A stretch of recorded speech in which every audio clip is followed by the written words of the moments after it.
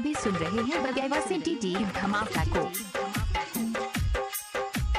DJ Kundan Raj चिरी, DJ Kundan Raj चिरी, DJ Kundan Raj चिरी।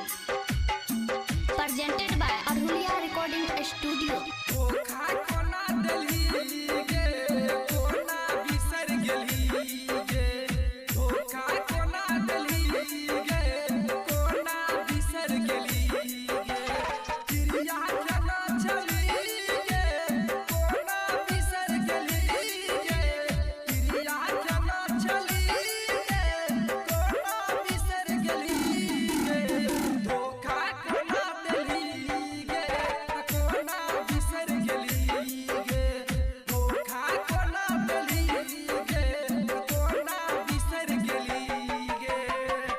कुंदन Raj, DJ Kundan Raj, DJ Kundan राज।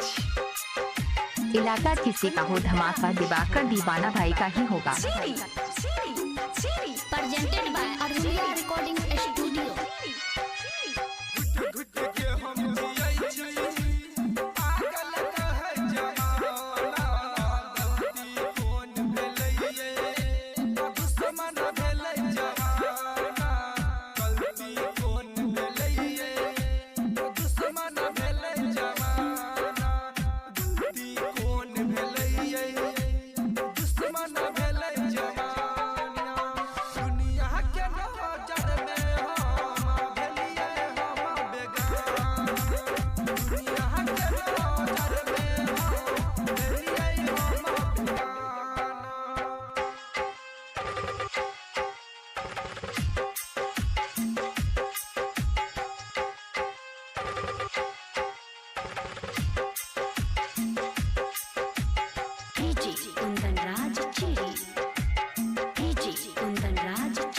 अभी सुन रहे दिवाकर दीवाना भाई।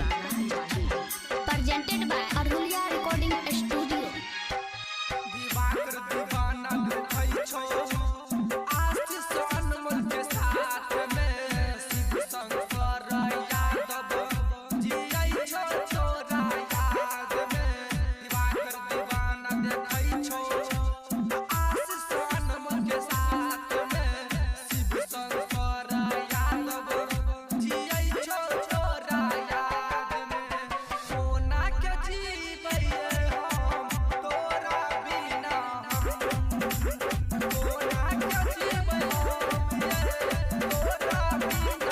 आप सुन रहे हैं दिवाकर दीवाना भाई को ग्राम बगेवा जिला मधुबनी 2।